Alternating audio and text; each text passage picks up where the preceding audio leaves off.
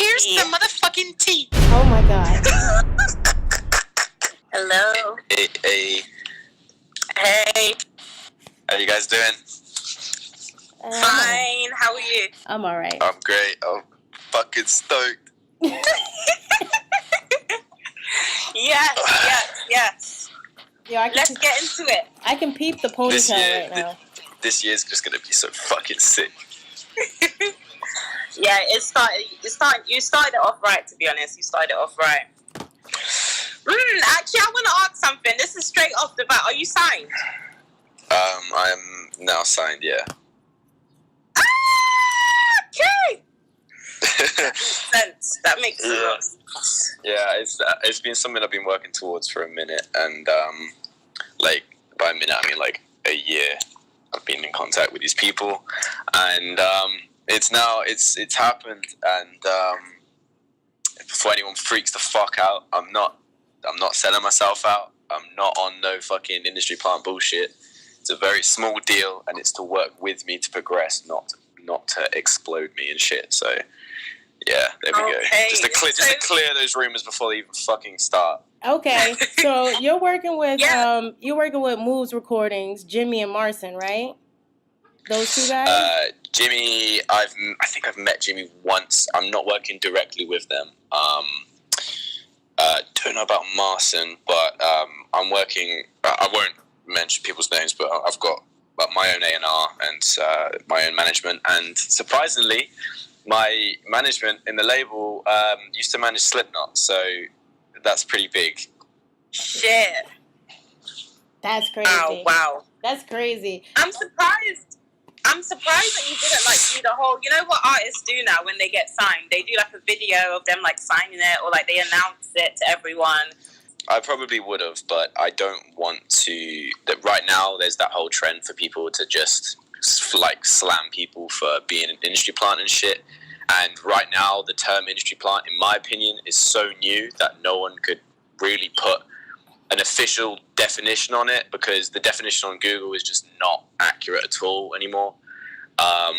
So I feel like if one person's going to start calling someone an industry plant, that's enough evidence for someone to start a bandwagon, and it's So I'm just keeping it. It's not the public's concern, in my opinion. I know I'm not ever going to be a plant.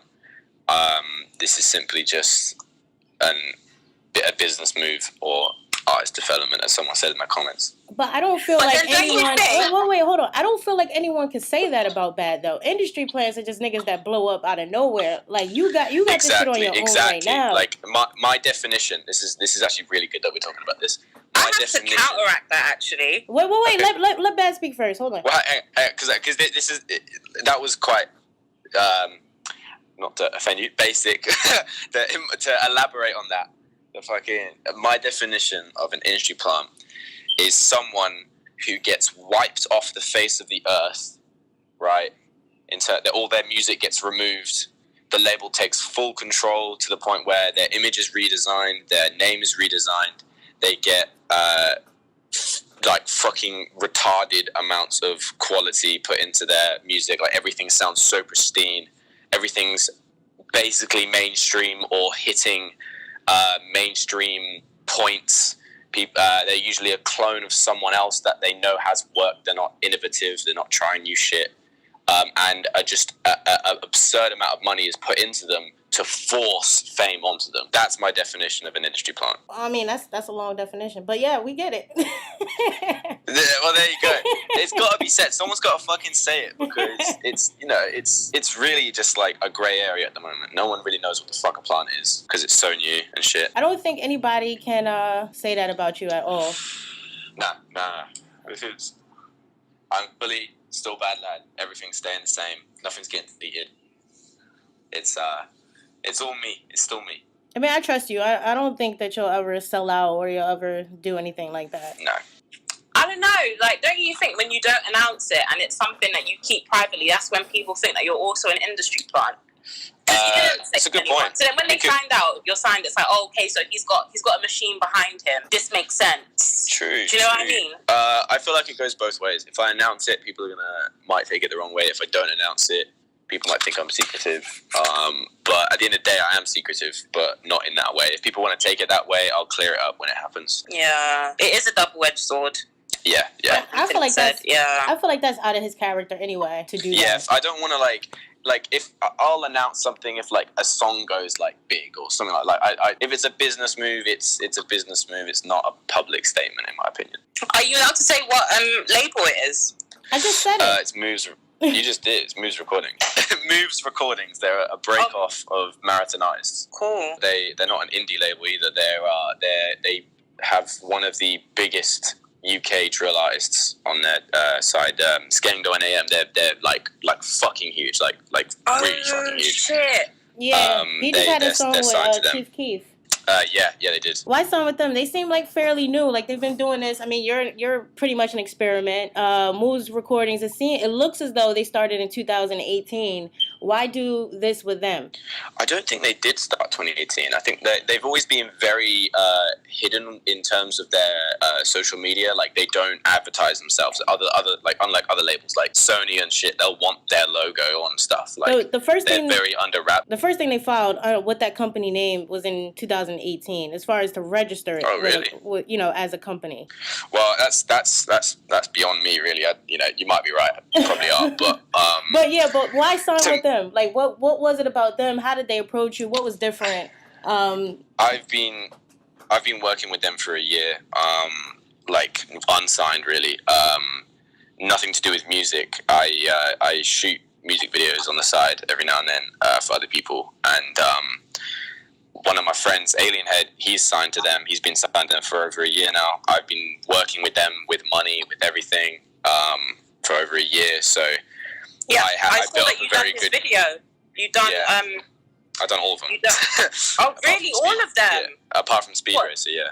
Just editing them or and filming, yeah. Wow. Yeah.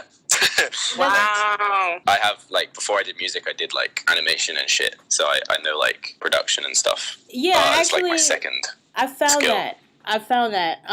You actually had quite a following. You were doing the tutoring thing.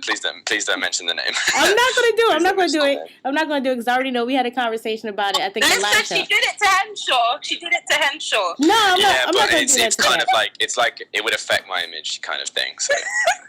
I was actually gonna play the intro from one of the videos, just the audio of it. It's crazy, but you had so many subscribers. When you said that before, I had that YouTube page. I think I have over 2 million views on that or some shit. Yeah, it's crazy, and you just left it. So why did you stop the YouTube thing?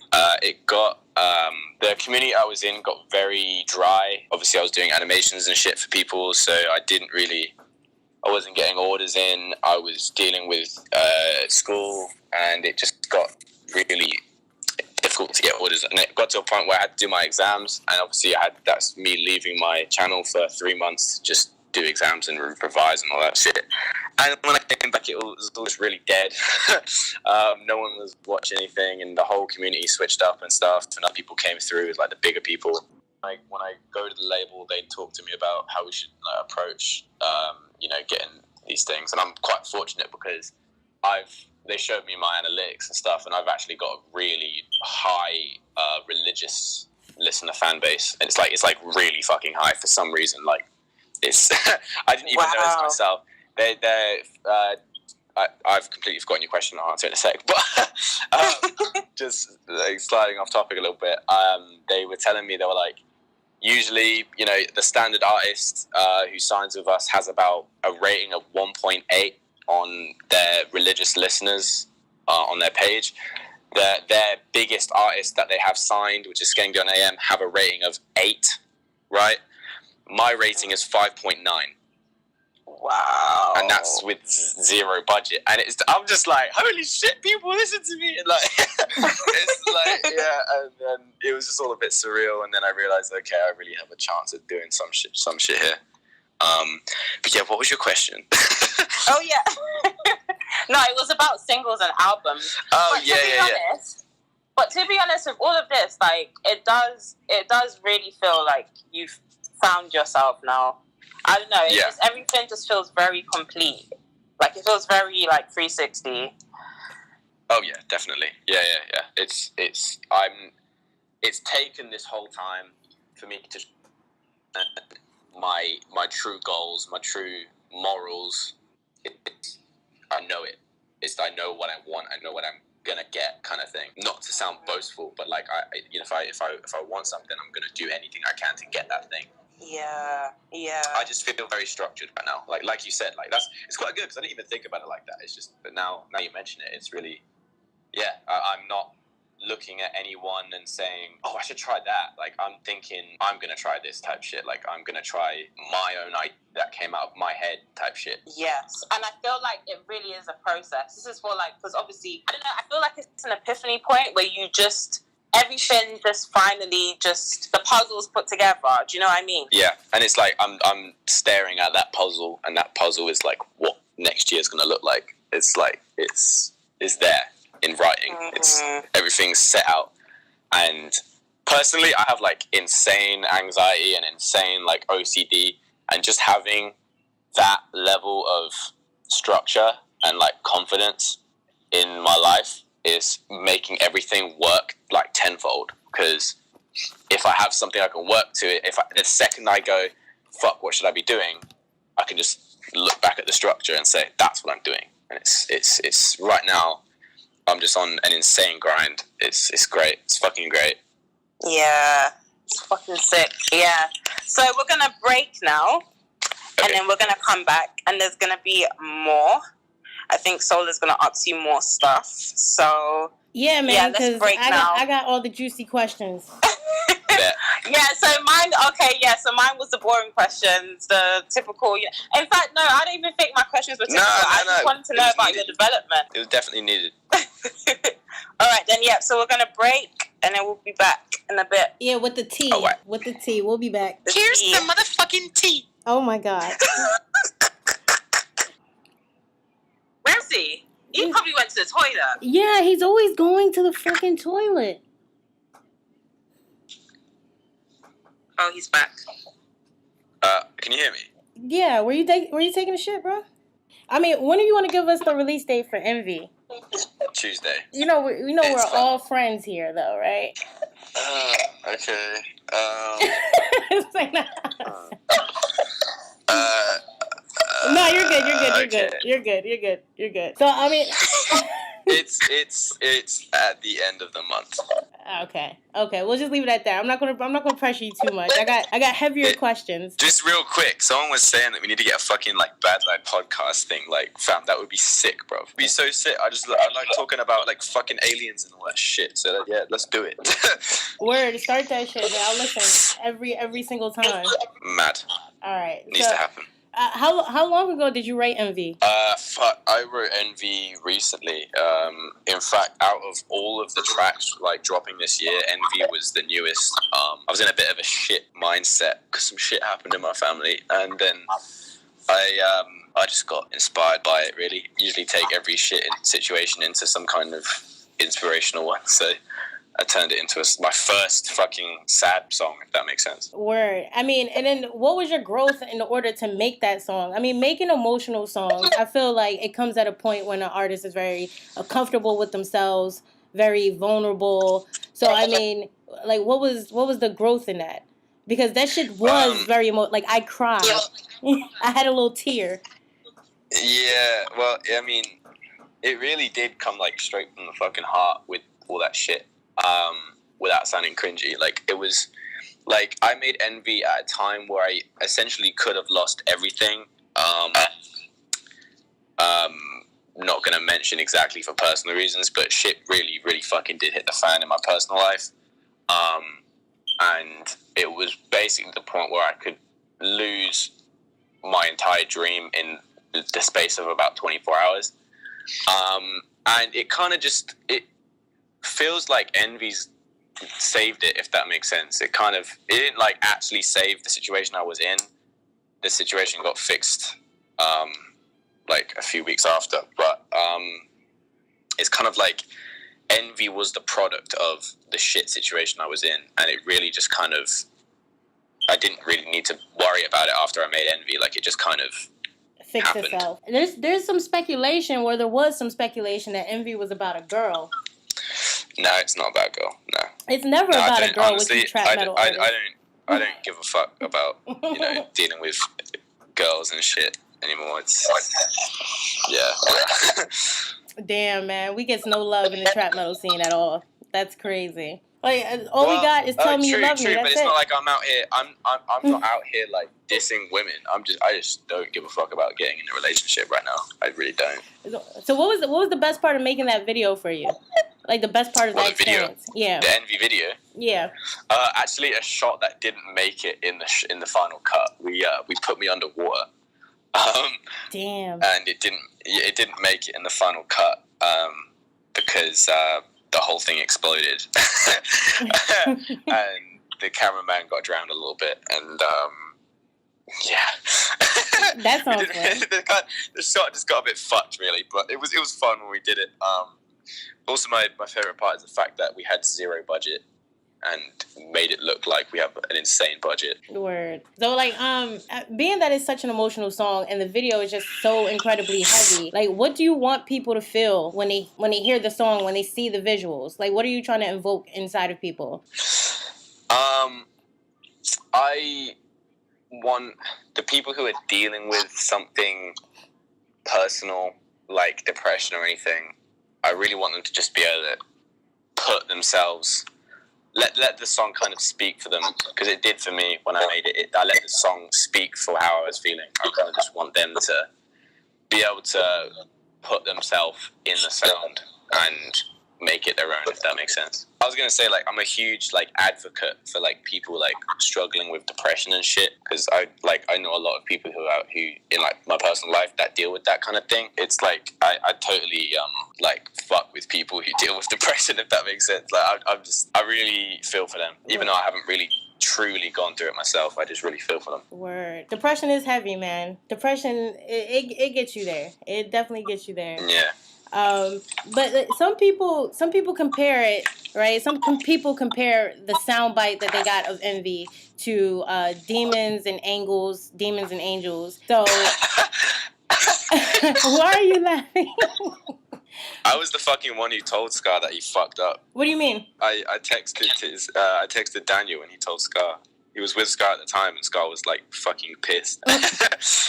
Yeah, he was pissed. Do you see the compare? Do you see why people would compare those two songs? I get it. I do get it. It was just kind of bad timing, really. Envy was already in the works before Demons and Angels was previewed or whatever the fuck. That's not me claiming I did it first or anything. It's just kind of when you hear the full song, it's really not Demons and Angels at all. We've already talked about the comparisons that you always get to Scar. You already acknowledged that they're already gonna, they're gonna happen regardless, and you're okay with it. It's always gonna be there, yeah. But how do you feel about that? Do you get frustrated? Do you feel like it diminishes your craft or your work or your efforts by consistently being compared to Scar? No, I to be honest, the comparisons have seriously gone down. The people who actually take the second to fucking look at my page, and it's quite clear from the get-go that I'm not trying to be anyone, and that it's got to a point where I feel personally on my page that I'm not even anything to do with Scar apart from the scene that we're in. That's it. Mm-hmm. Scar is a separate entity from me now. And the first thing that people like to listen to their favorite artist, and the second someone treads on their favorite artist's toes, even the tiniest bit, or even steps near their fucking toes, it's a threat. It's a threat to what they like to listen to. It's a risk that someone might put something out that's shit and get false fame for it. They see it as a they put their guard up for it. So it's easier for them to just say, hey, you're a clone, when they're really not. If you look at one of Scar's interviews, he got rinsed for being an ex-clone. If you guys were listening to him back then, before even Lord season, he was getting rinsed for being an ex-clone. Mm-hmm. Even when he was nothing he was called the British X. That to answer your question, it does not affect me at all. Okay. All right. I don't know. We've I would have said that in the beginning of your career. Some people still say it now. I would have said closer in the beginning of your career. You've even kind of said that there was a lot attributed to Scarlxrd, and you tried to separate yourself in your own way. And now I can agree that you are really a unique artist. It would piss me the fuck off. It really would. I don't deny it at all, because at the start, anyone who says they weren't inspired by someone is a fucking liar, right? Because everyone starts somewhere. Mm-hmm.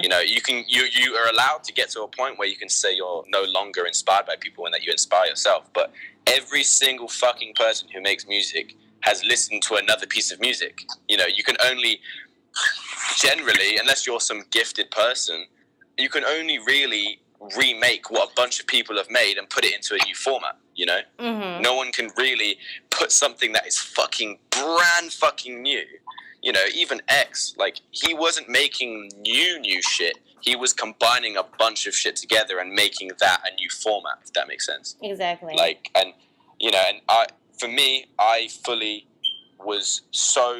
had no knowledge of the music scene. I was doing what any other person would and just seeing what worked and trying that. And at that point, that was when it did piss me off, because I knew I was being a clone, but was too afraid to admit it. And that's when the comments would piss me off. But now, they don't even affect me, because I know what I am. I don't, no one can change just by commenting something that it's, yeah, word. It doesn't affect me. Word. But at the time, it would have, because I was trying to hide that kind of fact when I was in that mid stage of who the fuck am I? Now I know who the fuck I am. Don't care what it says. And that shit is beautiful, bro. Because I see the growth. And I see the changes. I see all the hard work that you're doing. And the shit is honestly, it's just a beautiful journey. So thank you. It's fucking sick. It's the best time of my life. 100,000,000%. Past 2 years, fucking bliss. So I wanted to talk about just real quick. We don't have to go there, but I want to go there. I want to know. Oh, shit. I would like to know what happened with Daniel Too Dark. So you were very excited to be working with him. I saw the video with you in his car. We said we were going to talk about this. Yeah, and then zilch, then nothing happened. So what happened with Daniel Too Dark? I completely forgot we said we were gonna talk about this. I guess I gotta stick to my word. Alright, well, this is probably the first experience I've ever had in the industry where the industry tried to fuck me over. I, like a lot of people know, I'm very close with Scar and his team and that kind of scene, really. I've been there from a very, very early in the beginning, and it just kind of, I just got in with their kind of group really early on, and that is one of the hugest reasons why I made any progress at all, because Daniel Erst, who, by the way, is not Daniel Too Dark. Daniel Erst is Scarlxrd's cameraman. Daniel Too Dark is Scarlxrd's manager, ex-manager. And Daniel Erst helped me so much from the get-go. We even, like, people don't know this, but we shot a music video together and it's never been released, so that's that. He just really helped me become a unique person. Daniel Too Dark, I met him at a gig. This is the first time I met him. I met him at a gig. He knew who I was, which is sick in itself. Daniel Too Dark, he hit me up. He said, yeah, we're watching you. Just, keep doing this. Try and do this to be more unique and shit. Like, you don't want to blow up looking like a Scarlxrd guy. You want to blow up being bad lad. And I said, all right, that's cool. I took that on board. That was one of the best bits of criticism I ever got, really. And it got to the point where I became my own artist, and they acknowledged it. Their management, which is called Rich Management, acknowledged it, and they said, wow, you really are your own person now. Let's hear the album. This was when before Bad Idea came out. And they took me to dinner. They fucking drove me about and shit, and we listened to the whole album. And they were really talking about signing me and putting me on their team.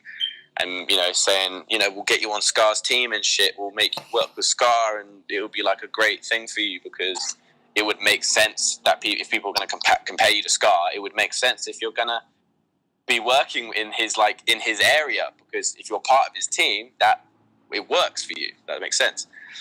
So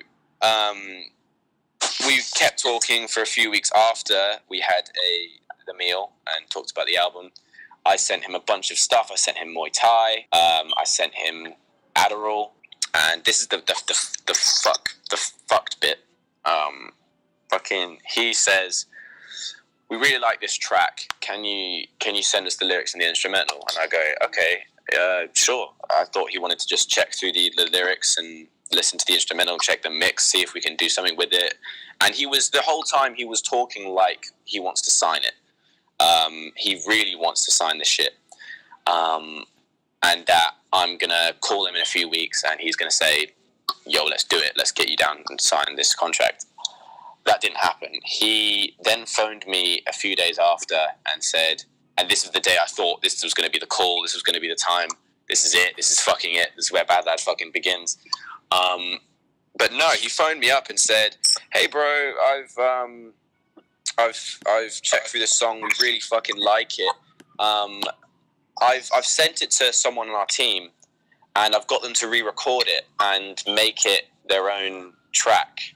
What? We're gonna send it back. We're gonna send it back to you tomorrow, and if you like it, we'll get you shooting a video for it. And I was like, "What the fuck? What the fuck?" I didn't really say that on call. I was kind of just gobsmacked. So I was expecting a phone call where I was about to get signed to Scar's team, and then got told my track had been stolen. I was then told that he then said, oh, by the way, you did know that me and Scar don't work together anymore, right? And I went, no. And he went, oh, well, yeah, me and Scar don't work anymore. So, and then that clicked. Hang on a minute. So my song's been stolen and I've been lied to where I'm not even going to be in Scar's team. And then it all kind of clicked into place. They're looking for a Scarlxrd V2 because Scarlxrd was their moneymaker. Scarlxrd was the person bringing in the peas, and he's not there anymore. So they're looking for a Scarlxrd V2. That situation is so worse. ill. Wait, hold on. So Daniel and Lisa took you out to eat. Daniel and his wife took you out to eat, did all this shit, lied to you, sent your track to someone else for another artist, and they wanted you to what? Shoot the video for it? They were talking. Oh fuck me! This is the part where I said it gets fucking worse. So they said, yeah, we've got this artist. When we send back this thing, let us know how you feel about it, and we'll get you shooting for her. We'll make you her director, and we'll get you to ghostwrite for her. And I was like, what? And they said, yeah, we're going to do a whole album. How would you feel about ghostwriting her album? I was like, what the fuck is going on here?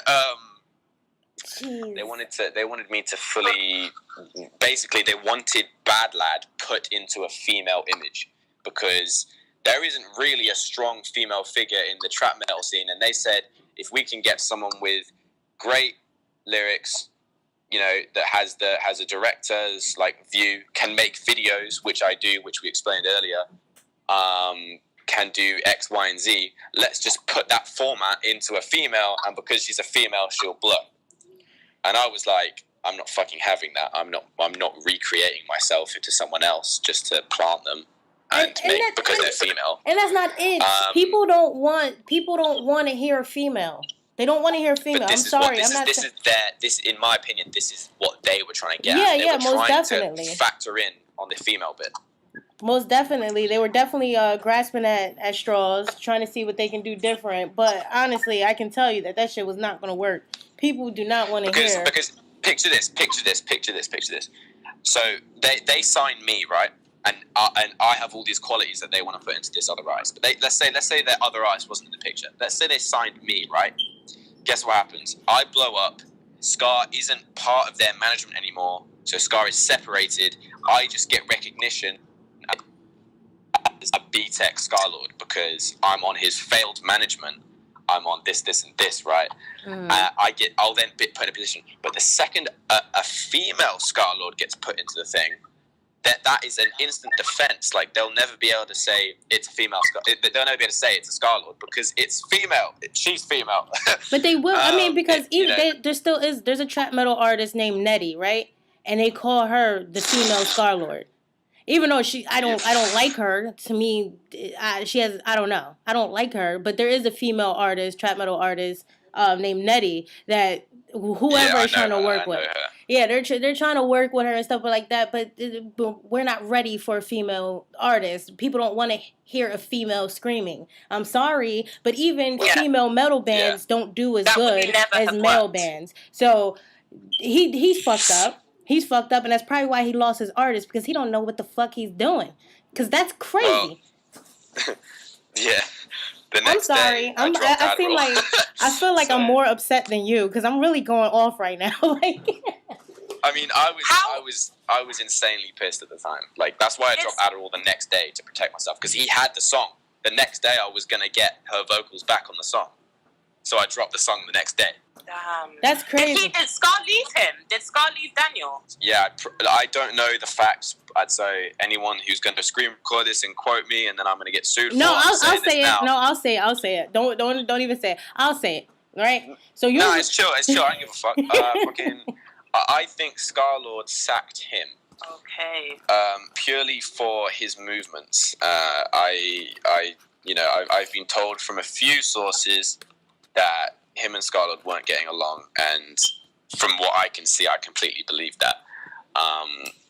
Purely from what just happened to me, he's clearly looking for a second quick blow up, something that they can get a quick buck off, and failed. Well, I want to speak on something. Very shady movement. I want to speak on something. Now, Daniel's been working with Scarlxrd for however long he's working with Scarlxrd, and I feel like everything shifted because Scarlxrd got too big for Daniel, right? And money changes people. I don't feel like Daniel was always a bad manager. I don't feel like he was always a fucked up person. But money and power changes people. So when Universal kind of started, taking over a little bit more, that's why I feel like it probably fell out a little bit.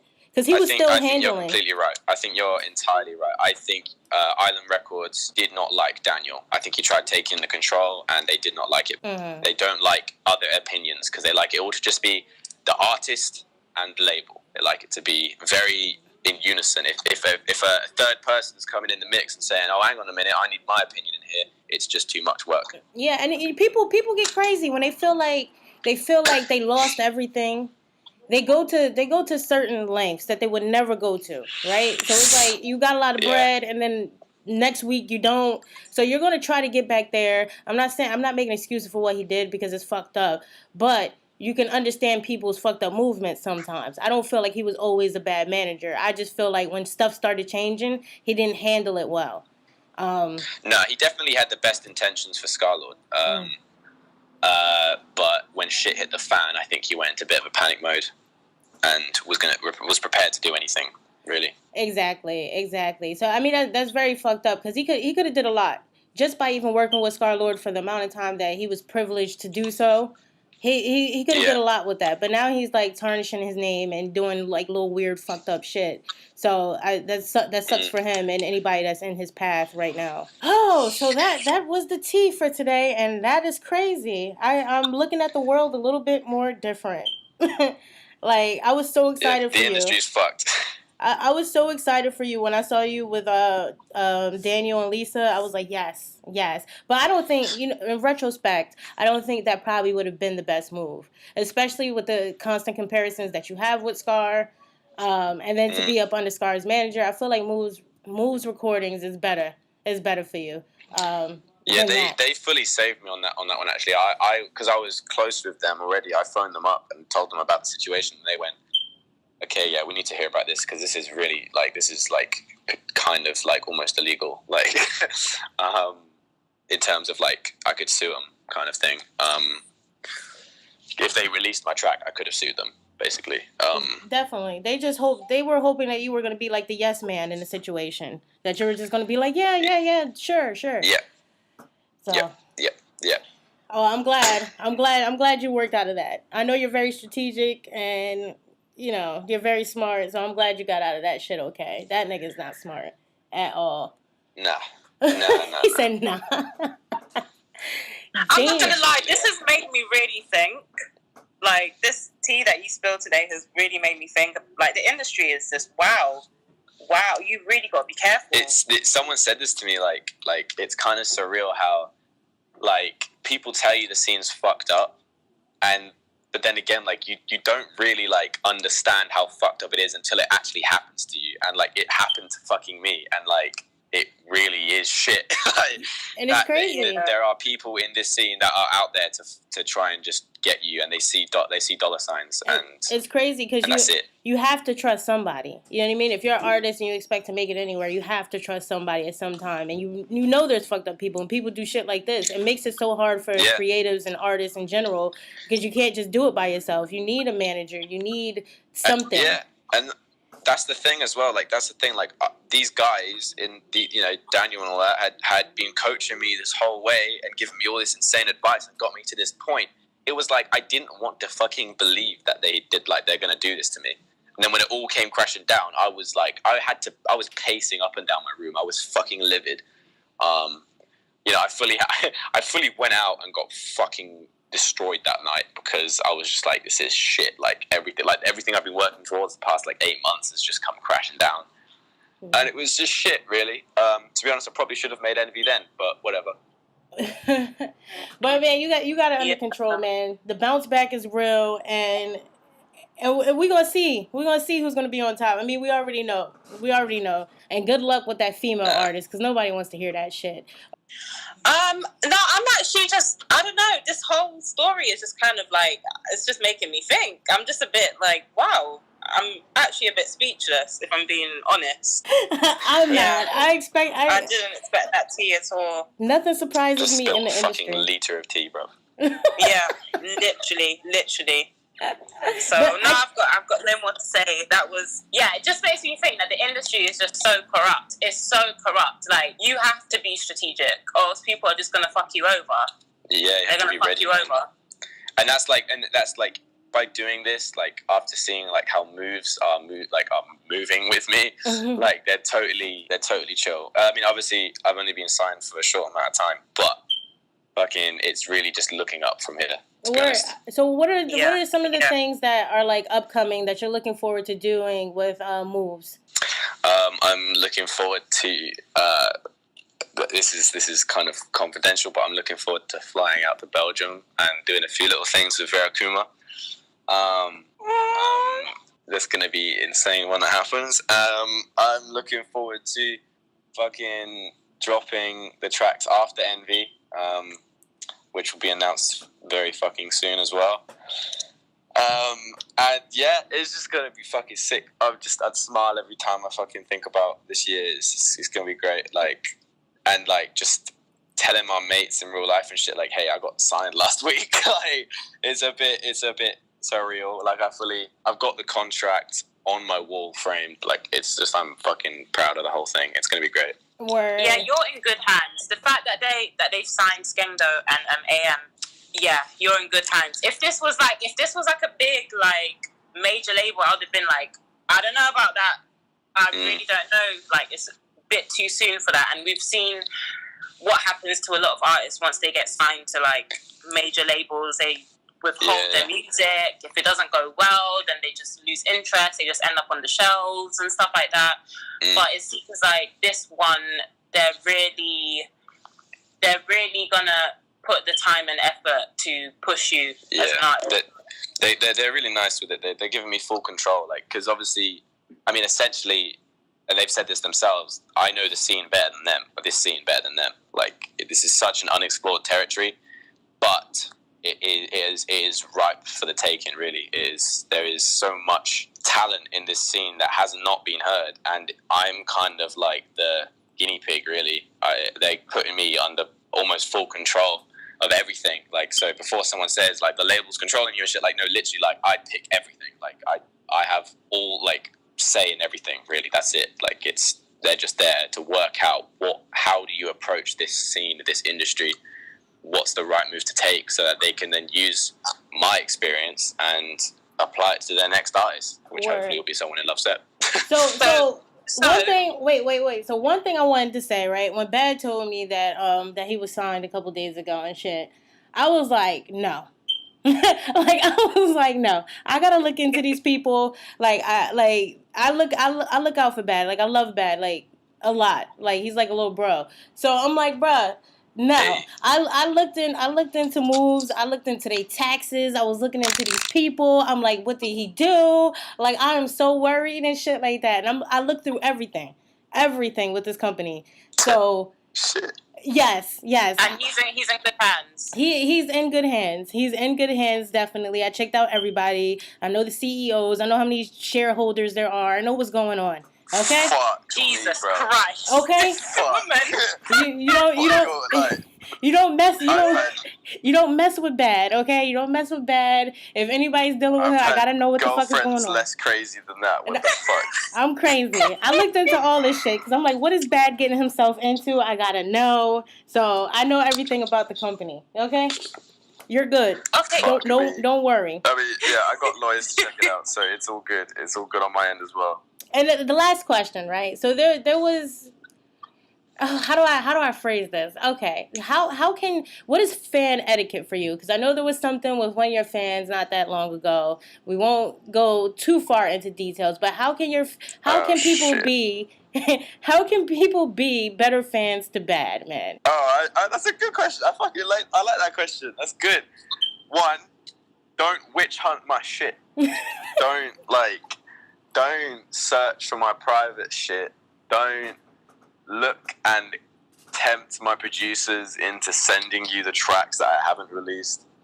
At the end of the day, it takes one fuck up from you to fuck up everything I've been working on for the past month, basically. I respect all my fans, but to the people that like to be a little bit mental and love me so much to the point where they like to find out my fucking date of birth and beyond that, what I'm working on and where I was born and who my mum is and shit, just chill out a bit, please. But love for all the support, but just chill out. Yeah, I know, because when I heard about it, I'm like, nah, Bad isn't like that. Not at all. He has a lot of patience, and he loves all of his fans. So you had to be going a little crazy, bro. And I had to talk with the person, and hopefully, it won't happen anymore. I'm not going to say, like, I control this person, but I did have a long talk with them and just explain to them a lot of things. So hopefully it goes better. Some people in the love set went off on that one guy, which I wish didn't really happen, but it did. So and sometimes it has to happen. Has to happen, or you'll never get any relief from the situation because they'll keep thinking this shit is okay. So what happened? What did I miss out on? Look, you missed out on a lot of things. I mean, put two and two together. A crazy fan started trying to find my shit, and it wasn't cool. And it was as simple as that. Like, I appreciate everything, like all the love and stuff, but just take a step back and chill and fucking let me do my thing and let the surprise happen. So yeah, let's just be better fans, to whoever's in here. And whoever hears this, let's just be better fans to Bad. He has a lot of stuff going on. He's trying to do a lot of things. He doesn't need no craziness. And if there gets to be some craziness, Sola Blanc will fucking extinguish that shit. Okay? Okay. It's mainly driven by my fucking anxiety, man. Like, if something happens that is not in the structure, that's when I freak out. Like, that's when shit goes, like, mad. Yeah, pretty much. And that's the thing with this scene, too, in particular. There's a lot of super fans because the artists are very reachable. So they feed that. So for, it's not like a Justin Bieber type of fan or whatever. Like, these artists are very reachable, and it becomes very scary because you can't find out certain information about certain bigger artists. But, I know a lot of stuff about you because, you come on the show, and I like to know certain things for the show. But it's easy to find certain information, and it's very scary when you're so reachable. But you know what? What that makes me think of is that the thing is about, a Justin Bieber fan is that they can be very possessive as well. Like, even though he's not really that reachable, there's still that level of just, super fan. But it's crazy how, being not as famous means that you have, even crazier fans. And I guess it's not that. It's not having crazier fans. It's that the risk is different. So if Justin Bieber gets like a stalker or whatever, his information. I was gonna say that. His information is like a little it's bit like more. More shit is on the line. Like if something gets leaked from me, it's like that's something I've really been working towards blowing up from. If that makes sense. Like Envy nearly got totally gone, like totally done. Like, and I was shitting myself. But let's say like Justin Bieber, like one, nothing's ever gonna get leaked because everything's under wraps and shit. But if someone managed to get a hold of something from Justin Bieber, he's so big, it's not really ever gonna meet something to a certain degree, and it will get taken off straight away. And regardless, he's already famous. He's already gonna make millions off of it when it drops, regardless of whatever the fuck it is. For me, it's more of like, you know, I have to have my guard up, because if something gets it leaked, which it nearly did several times, it's kind of just like that was something I was really, really wanting to be big. Yeah. And I work on surprises. Like my whole thing is building hype, making something that's new that people have not heard. But if someone's already heard it before, it defeats the point of it being new. So there you go. Yeah, like we want everybody to be safe. There's a different risk. You know what I'm saying? Like Bad doesn't have all his information hidden. I don't. You don't. And a lot of these underground trap metal artists or underground artists are like that too. They're not at that level where everything is so secretive and confidential and under wraps. So we want everybody to be safe. We don't need any super fans digging up, you know, date of births and addresses and crazy shit like that. We just want everybody to be safe at all times. So just be better fans. That's really scary. Why are you laughing? No, that's scary. I think that's scary. To be honest. The super fans in this scene, it's crazy. And you see it even with Scar. Like, Scar is up there now. But before that, like, even, it's just crazy. The people are really crazy. If anyone wants to pull up to my house, I've got a baseball bat with your name on it, so it's cool. Just that? Just a baseball bat? Like, all right. So, yeah, This isn't America. We can't have guns in our homes. Please don't start the This Is America shit. Please. Don't start it. Golly. But all right. I'm not involved.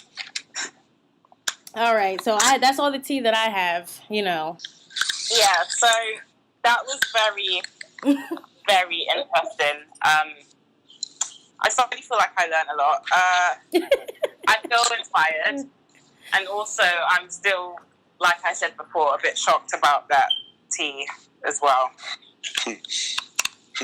It's very, very shocking. All right. So I can't wait for the premiere of Envy. So we'll be waiting for that. All right. So, yeah, that's it. That's it. Thank you, Bad Lad, for coming around the second time, you know, and dealing with me and my shit. Hey. We love you so much. Thank you very much. Hey, thanks for having me. I just want to say, Go Fuck Yourself is on the way. So that's it. Man. So no project, no Bad Lad and project collab ever coming, ever. Cool. Nah, that can suck itself. All right. I'm looking forward to another diss track, man. But yeah, so we're gonna wrap this up. And thank you, Bad. Hey. Love you. Thank you so much. And you're cute. Hey, love. You're cute. I love you. Bye.